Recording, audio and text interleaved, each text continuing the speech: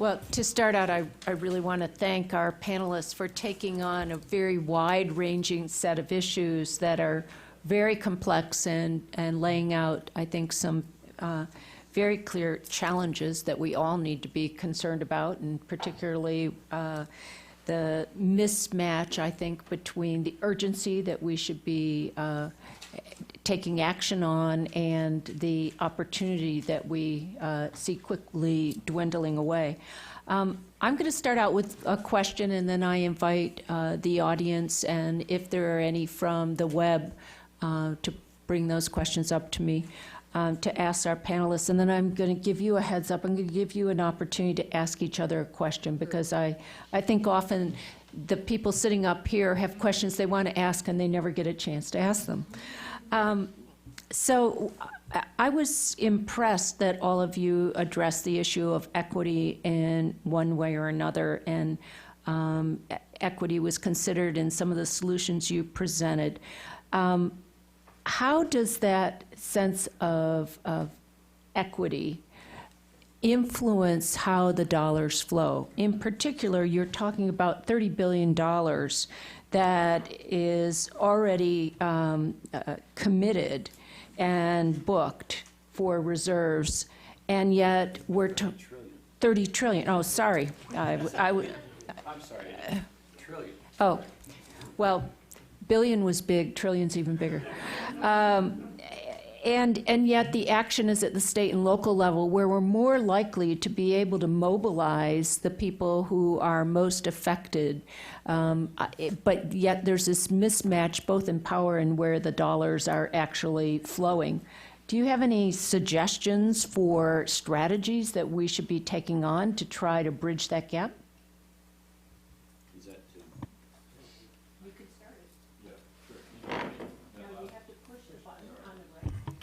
So I apologize. I meant 30 trillion, not 30 billion. 30 billion is trivial, but 30 billion is the booked value of the 2795 embedded gigatons of carbon.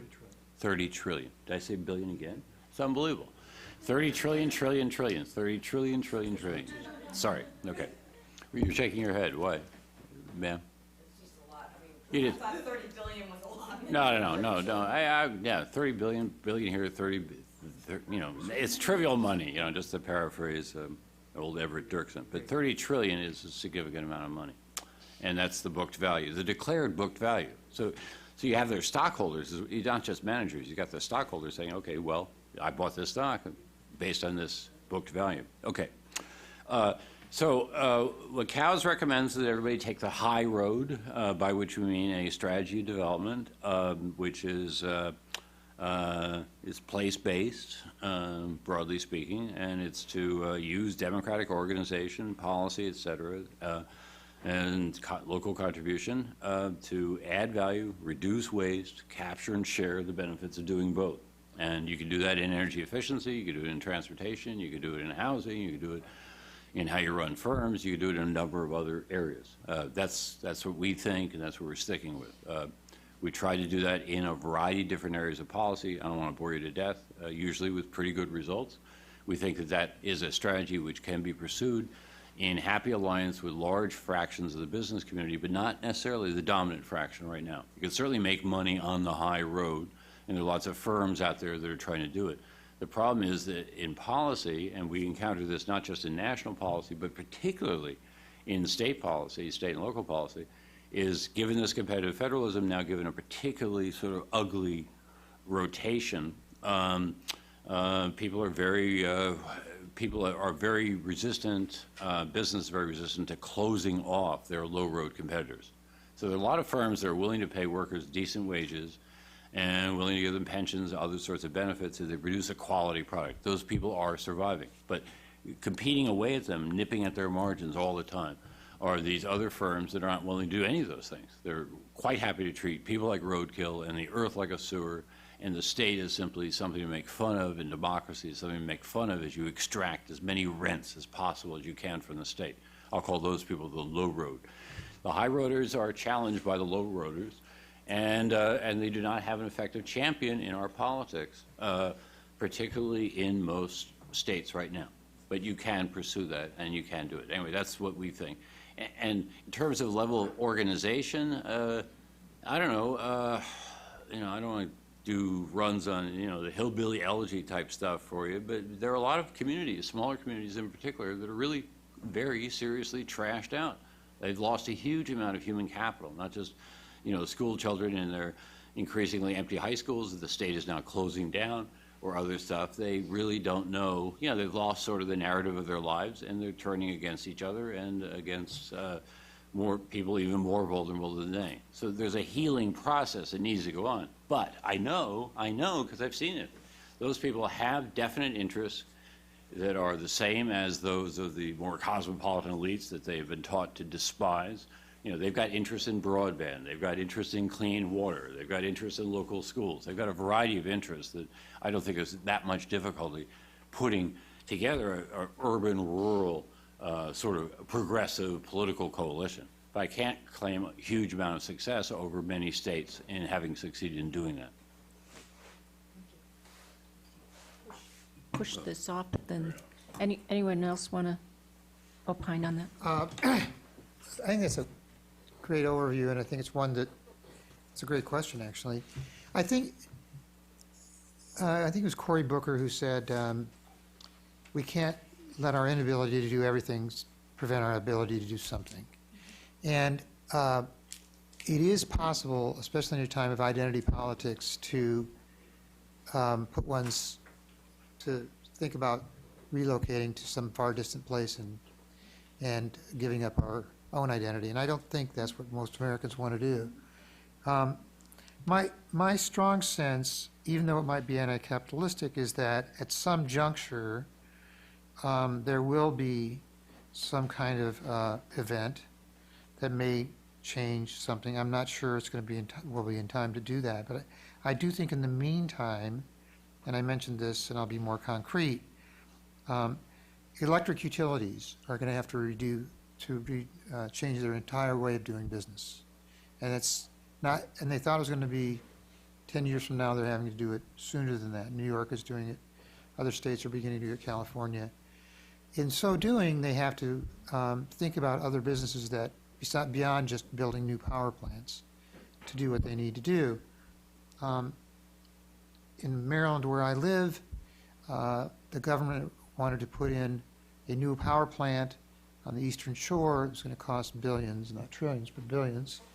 And the energy advocates in Maryland actually figured out a way to explain to local citizens that they were going to have to pay a lot more for their electricity once that power plant was going to be put out. And the good people of Eastern Maryland Shore thought, well, we don't want to have that power plant in our community. And he said he went scurrying back to energy efficiency. And now we have a strong energy efficiency program that actually reduces people's costs and provides decent jobs and so on.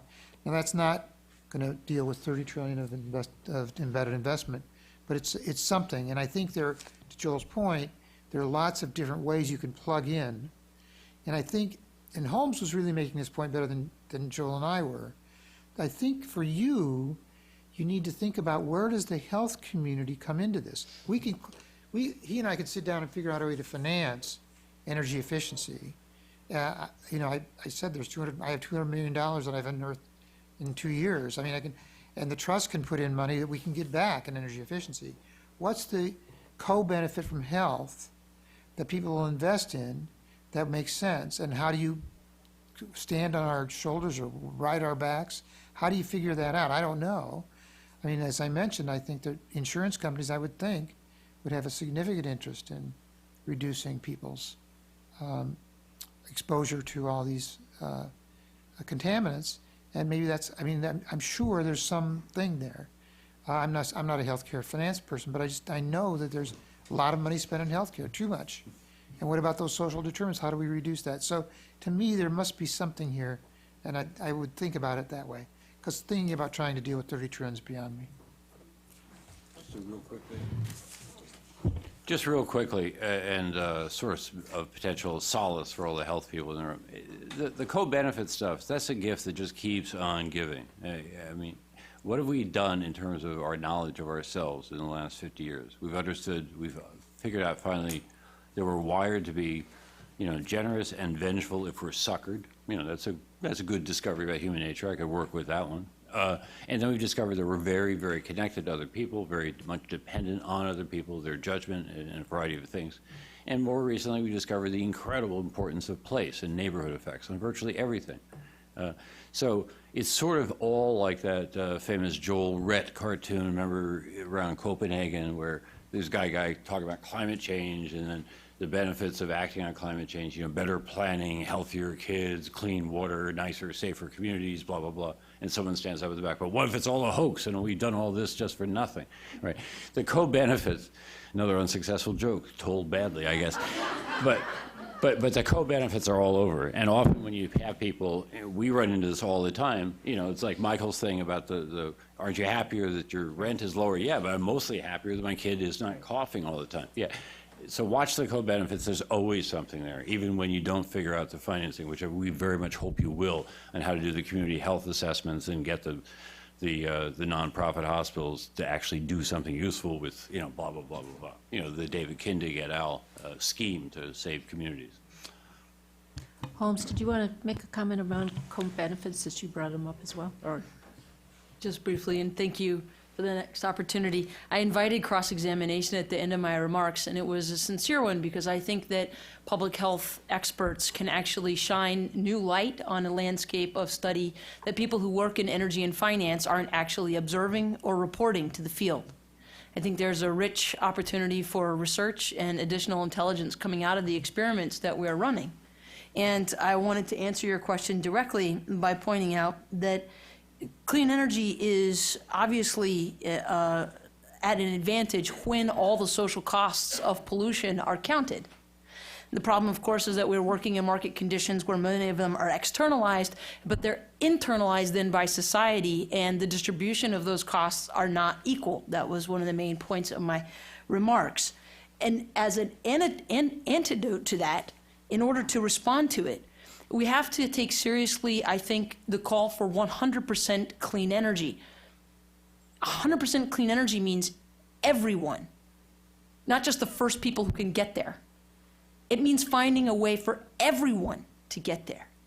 And if you look at the financing solutions and can observe on their face that they are disqualifying large segments of the population, then that is not the winning strategy. And seeking inclusive financing options that can actually produce inclusive results ends up accelerating the rapid scale-up of capital deployment that we need and helps us build the political constituency for the policies that change the market conditions framing private sector investment decisions. That's why I've committed myself to advancing strategies that are inclusive. And I think that there is good work to be done in the intersection between energy, environment, and finance. And those of you who are experts in public health, as you look at the benefits that accrue when people who are burdened by their current energy costs are relieved of the sacrifices they make to keep the lights on and have something that is more reliable, robust, and affordable for the 21st century. Pam, you had a question? Yeah, Pamela Russo, Robert Wood Johnson Foundation, member of the Roundtable. I have to admit that, I think you assume that we know more than we do, or at least more than I do about utilities. So from what I've gotten from reading and from listening to you, the utilities' only reason for desiring energy efficiency is because they are regulated and forced to do so? It's one question. Second question is, you talked to the renter issue as well, that the utilities at first didn't even think about renters, and I assume that they were crossing some of the same barriers that you did about eligibility to get to be eligible for that funding. I guess who's giving the funding for the retrofitting? Is it the utility or is it someone else? Let me answer the second question because it's so simple. Okay, great question. So, and I went over this glibly, and I apologize, I should have been more clear. So, all of us pay a utility bill. On most utility bills in the United States, there are now a small amount of money that each of us pay that go into our utilities' energy efficiency programs. Those, and this is really important, it stays with the utility, and I really want to re-emphasize what Joel said. This is a state or utility-based. Not every utility has the same. They all have different programs. So it's important not to assume this is a federal requirement. It comes out of the notion that there should be some amount of energy efficiency, but some utilities don't have any particular energy in the South in particular. So, but my guess is that most of the people in this room contribute to some kind of energy efficiency fund, which is then used for energy efficiency in that utility's footprint. And the Energy Efficiency for All campaign is reallocating, this was Debbie's point this morning, we're not talking about new resources, we're talking about reallocating existing resources to those who really need it most. In this country, most people who are poor rent. Not everybody, but most do. And all of the people almost who are very extremely low income are renters. So if you think about who's really being burdened by high utility bills, it's not the people in this room compared to their income, it's extremely low income renters. So shouldn't the energy efficiency dollars, which all improve health and do all those great things, that will reduce the utility bills, be directed towards them? And we've had a fair amount of success in that. So we are reallocating existing resource towards rental housing. I think it's a small amount of money, $200 million in the scheme of things, but it's something that is on an annual basis, can really start to build up, and it's only 12 states, and so on and so forth. One thing, I don't think Holmes said this, but maybe he did, or she did, but he did, but basically, renters pay almost twice for utility bill what homeowners pay. And so if we can start focusing on that part of the population, and they obviously are much more susceptible on the coasts for flood rise. There's so many reasons why we want to do this. So does that help answer your question? Well, can I just add? Sure. Yes, go ahead. So this is so It's great. run different ways. Go ahead. So this is, again, so she asked the question, what happens, how does it get done? How does it get done?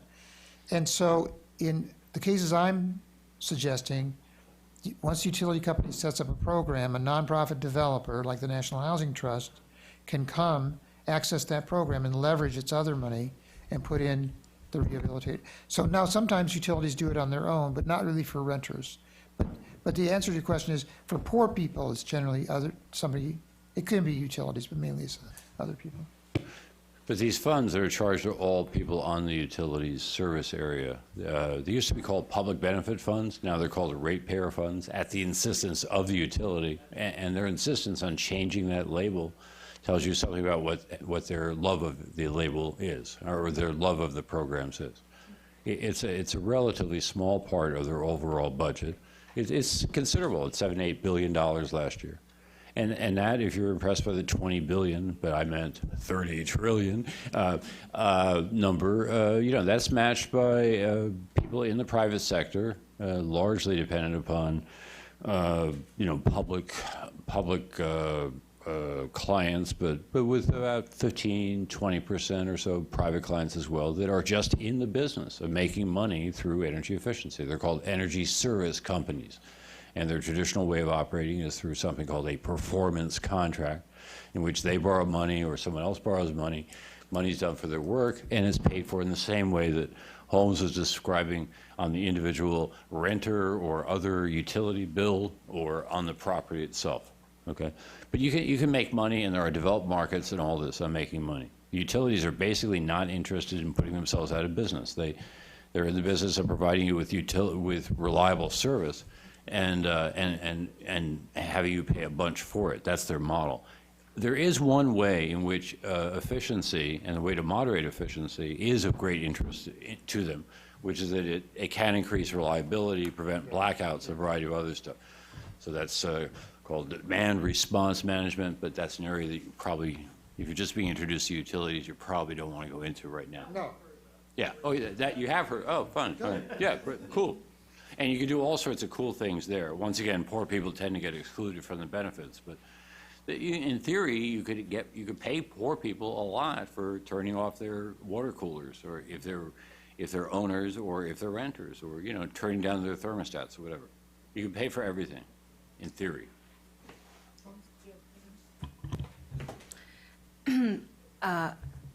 The inclusive financing programs that I've introduced to you tend not to use ratepayer funds. They're simply too small. It's just not the right order of magnitude for the scale of the problem. We look for the same sources of public and private financing that are used to build substations, extend transmission and distribution lines, pay for smart grid upgrades, the things that utilities are in the business for. And utilities do find that there are convergent interests between their investment interests and their customers on distributed energy solutions when they are cognizant of what the 21st century clean energy solutions are likely to be. Many of them are on the customer side of the meter. So we do financial analysis for utilities everywhere inclusive financing is offered. We find consistently that there are large-scale benefits to the utility for reducing their cost of peak demand, which is similar to addressing, for example, the cost of emergency room care in the health sector. Also, 50% of the calls to the customer service centers are "I can't pay" calls. These are poverty help calls. And anywhere you can find the opportunity to convert large-scale distress in your community with lucrative investments and cut your operating costs, you're finding the win-win, and we're doing that. George. So I'm George from the California Endowment, and here's another appeal to look at this through an equity lens, perhaps not even just equity, but more circumspect. The public doesn't see corporate maneuvers such as changing where you get your energy sources as being that transparent. This is very complicated business, and you're talking about enormous amounts of money, and people who are making money or losing money are really outside the realm of middle-class America and lower-class America.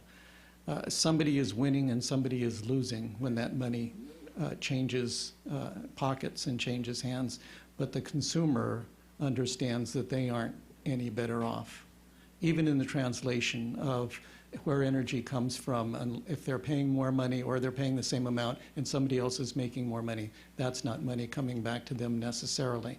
But the most important thing of it all is that you're talking about energy policy without having somebody here from labor or from development or from the communities that are affected by these giant changes in who gets employed. People in the oil industry, people in the coal industry, the places that depend on coal and oil, the restaurants and the service providers in those towns that'll be decimated if there are shifts in where that occurs. I mean, we are seeing it in again, today's political discourse about coal America and disaffected populations. There needs to be a person here up at this table that talks about what kinds of solutions do we have in mind for the people that will no longer be employed or that will lose a major portion of their income as a result of these shifts in energy policy. Why aren't we talking as much and as long about the labor policy that will apply to reemployment or retraining or repurposing Americans so that they can have viable incomes and not be feeling threatened by the demagogues that will use the other side of the coin to say you're going to be a loser if you let climate change happen. Preparations for climate change happen. So I appeal to us to really step back and take a look when we are talking about solutions, to be much more circumspect and think about the little guy and think about really what is happening to folks that could end up being much worse off because of these, although it's scientifically valid and a great deal of wisdom, and I support it completely to prepare for lower carbon use. But I worry about the people that will be affected by this in an adverse way. And we've got to be able to have solutions for them as well. And we need to have that solution be as well stated and is rock solid as our solution to climate change. Well, at COWS, we worry about this a lot. We've done 3 different separate reports. Maybe I can give you a reference to them on exactly this question. What happens to all the people displaced? And what's the likely magnitude of reemployment in other sections? I don't want to go through those reports here, but I'll give them to you and you can attack them. On the stuff that Holmes was talking about, there's immediate gain. Their utility bill actually does go down. That's written into the pay-as-you-save stuff. So it's not as if they're just making a sacrifice for the climate or even for their kids' health. They're not making any sacrifice at all. They're only letting someone come in, mess with their rim joists and their insulation and a variety of other things for a few hours, and then their bill definitely goes down. But I think the whole green job stuff was given a very short run, an unfairly short run. I'm all for the green job stuff. I don't think there's a single job that you could define as green job, but you can define a huge amount of employment opportunity in the U.S. to either create or maintain in various ways what the clean energy infrastructure is that we're going to need. I think it's just fantastic amounts of employment, and do not underestimate them. Whether the skills and whether people are willing to move, say, from, Western Kentucky to somewhere else, that's another matter. But the jobs will be there. I'm not worried about that at all. Anyway, look at cows, look at greener jobs, greener pathways, greener training, et cetera, if you would. I'll let the other 2 panelists briefly respond to this. I saw a lot of energy up here, and then we'll go to you, Tom. Well, George, I think the point's generally well taken. I will say, you may be aware of this, that we buy solar panels for our properties, and until last year, our solar panels were manufactured in China. This year and last year, we were able to buy our solar panels from a industry in Boston. I'm sorry, in Buffalo. And I don't think we've really answered your question definitively. I do think that there are jobs being created here that slightly replace the millions of jobs you're talking about. I rode my bike through North Carolina last month, and I saw the Lumbertons and the Waynesvilles and all those places, and you're quite right about what's going on in those towns. But the answer probably is a combination of reemployment and figuring out what are the new jobs and what do they need for that. And I think the Buffalo factory is an example of that. I want to appreciate the question because it broadens the scope of what we were invited to address. And while I spoke to the points that were sought, I'm actually eager to expand into this area.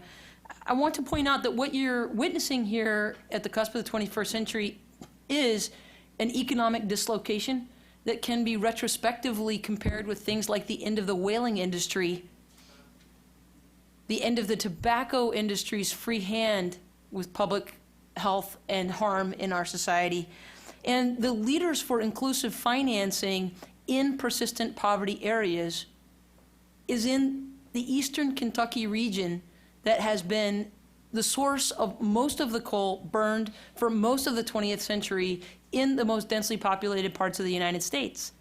It is actually the site of our massive fossil fuel extraction history in eastern Kentucky that brought us first the demonstration of inclusive financing for clean energy in the coalfields of Kentucky, demonstrating that it could be successful in a persistent poverty region. For looking to analogs for how to negotiate in a broader way in more places across the country than just eastern Kentucky, which was the precedent for the work in down east North Carolina and southern Arkansas that I introduced to you, I would commend you to look at the 1990s. In living memory of some of you who are here, there was a tobacco settlement negotiated in 2 phases where public health experts played an absolutely instrumental role in framing the costs and the benefits to society of managing that dislocation. And there may be some important expansion on the frame of opportunity, whereas people whose employment may currently depend on jobs in the energy sector should be given the opportunity to access education and support for entrepreneurship to pursue their dreams in any part of the economy and not be tracked from one part of the energy sector simply into another part of the energy sector. In the equity equation, we aren't simply looking for neutrality or doing no harm. We have to look for recompensation. We look at an opportunity such as this, like you said, pulling the solar panels back to Boston. Maybe it should be back to one of those communities that are losing huge amounts of employment where they get that factory for solar panels. When there's even financing to be given, the banks that are going to be created out of this, and the finances maybe should be embedded in places that have been disinvested in America, Detroit's. Rebuild.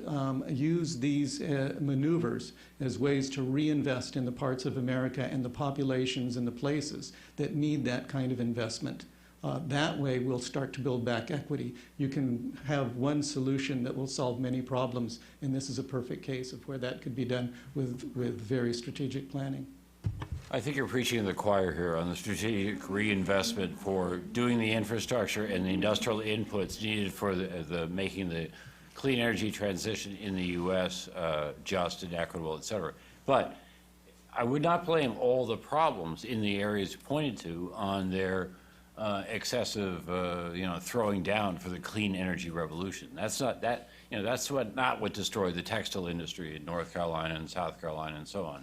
There's a lot of other things going on beyond their energy use that are affecting that class of people that need some more attention. Tom, probably the last question. Sure. And this is just a comment to reflect back on us, Tom Kotke from Health Partners. This, to put this on the ground, what George said, this is being used in the political conversation today. For example, in the South Metro of the Twin Cities, there's a very large refinery, and the gentleman who's running for office from the party that I believe is not Joel's, said, this is going to be $500 million lost.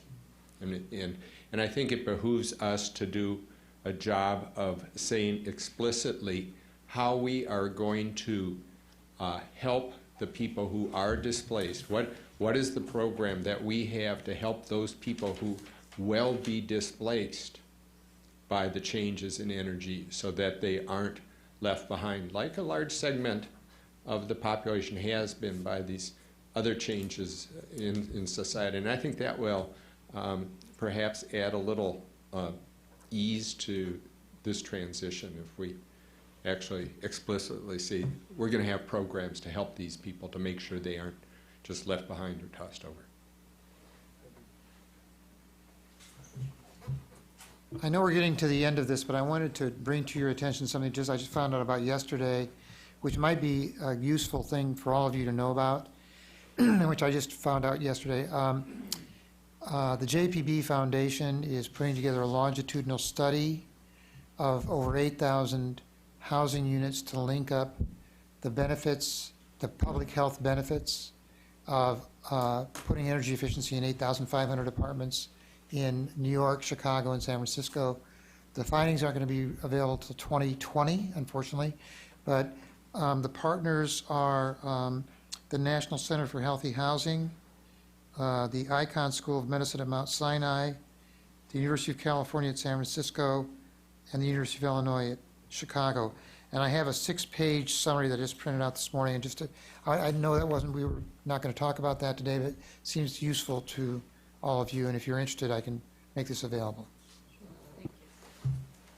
Okay, very, very short question. Very short question. I'm curious how you got the social costs into the regulations. OMB. Great question. In fact, the Office of Management and Budget patrols the application of cost and benefit analysis in the United States. And for that reason, the rules and regulations that were being promulgated during the first term of the administration, specifically in the Environmental Protection Agency, required that some value be entered related to the cost of carbon dioxide pollution. As you might recall, the Supreme Court had essentially made a finding in Mass versus EPA that showed that climate change was a public health hazard, and yet EPA's value to represent that harm related to pollution was zero when we arrived in 2009. And so we undertook the process of reviewing the literature, assessing it, establishing a value. That value was later updated with additional knowledge that had been contributed to the literature at the outset of, I think, the second term. 2013 was the update, and those figures have been applied in the proposed and final rules for many of the regulations that I think mark the president's legacy. On that note, I want to thank our panelists for taking a very complex issue and helping us to understand with greater fluency. Thank you.